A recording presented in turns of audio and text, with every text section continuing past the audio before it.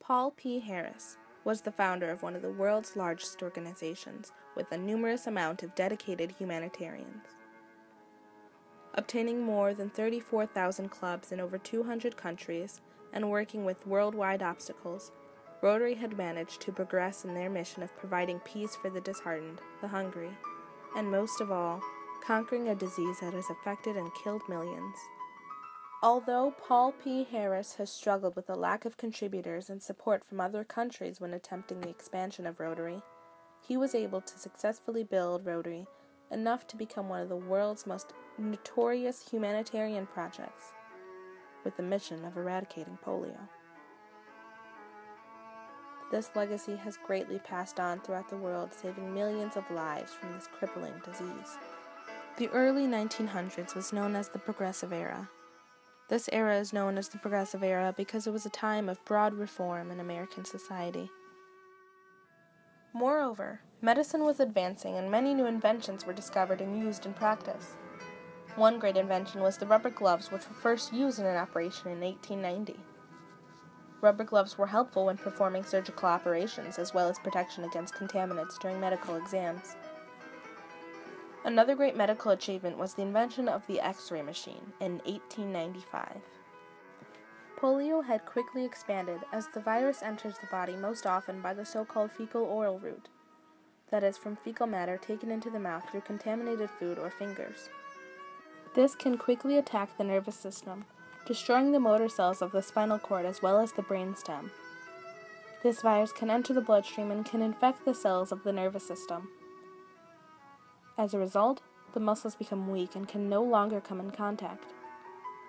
Polio had reached the United States by 1952, having more than 21,000 cases.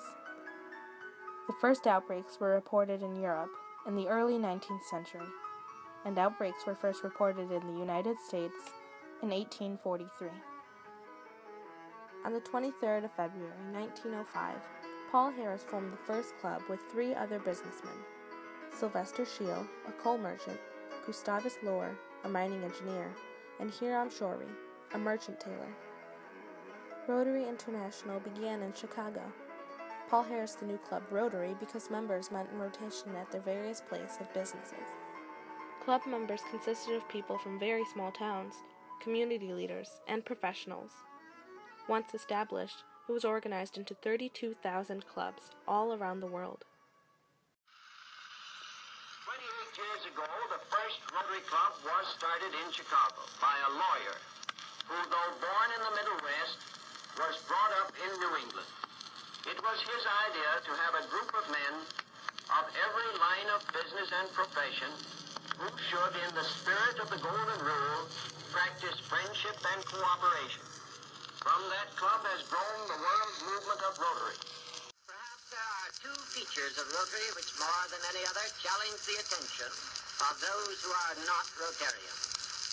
One is what we call our classification plan, by virtue of which membership in Rotary is limited to 1 representative of each line of trade or profession.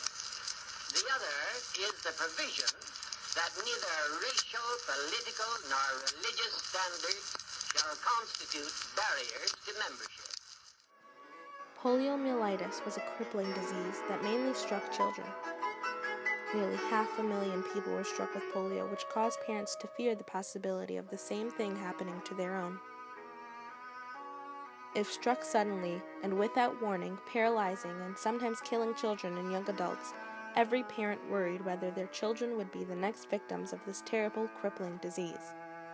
The era was marked by haunting images of young polio victims struggling to walk with crutches and heavy leg braces, or confined to coffin-like respirators, often referred to as iron lungs. The city remained terrorized due to this contagious disease. Children were banned from public places such as theaters, beaches, and schools. Parents refused to send their child to the hospital considering how other patients were treated there with polio. At times, Rotary's challenges were as great as their success.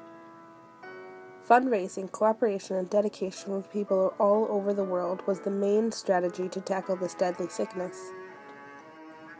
Paul Harris was the founder of the world's first international service club, where this club consisted of humanitarians and philanthropists who helped build and promote peace or good into the world.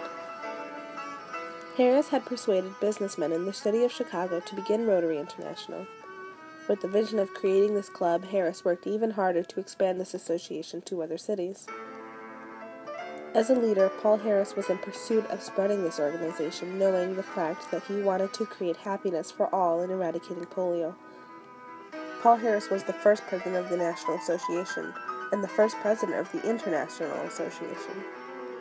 The next 4 Rotary clubs were organized in more western cities of the U.S., including San Francisco, Oakland, Los Angeles, and Seattle.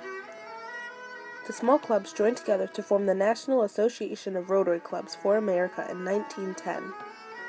Rotary chartered a club in Canada, making the first acknowledged establishment of an American-style service club outside of America in April of 1912.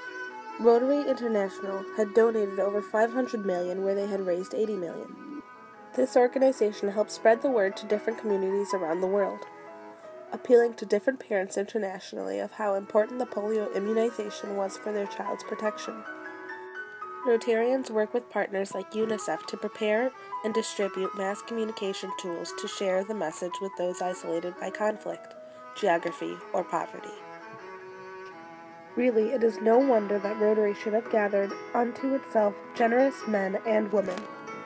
Men and women who are prepared to share their ideals with their fellowship throughout the whole world. It is a partnership of the generous that characterizes Rotary. The spirit of volunteering was a great commitment to eradicating polio, considering how this was a worldwide association of businessmen and leaders. Nearly 200 million workers donated their time, immunizing more than 2 billion children against polio in 122 countries. Why polio? During the first half of the 20th century, this disease paralyzed 500,000 people a year. The organization had definitely left a mark internationally with the greatest achievement throughout history. This remarkable progress would not have been possible without the enthusiasm and support of more than 10 million volunteers worldwide.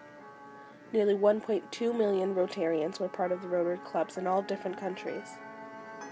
Not only that, Harris had expanded through its Polio Plus program, where $400 million was donated by 2005 to purchase polio vaccines and motivating thousands of volunteers to performing immunization campaigns.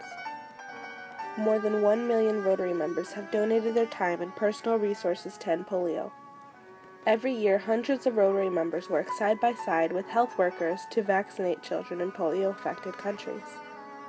Beginning as an attorney club, Rotary International became a progressive and successful campaign that has helped eliminate polio internationally. Paul Harris, as a leader, helped spread the word of this organization, which at the end became notorious for its humanitarians. Rotary International had donated over $500 million, has raised over $80 million. In addition, the organization helped spread the word to many parents about the importance of the vaccine against polio. Without the effort of the volunteers, polio eradication would not have been possible. This organization truly has made a difference and continues to do so with its Rotarians and supporters donating so much in countless volunteer hours to not only cure the disease but keep spirits high when all hope seems lost.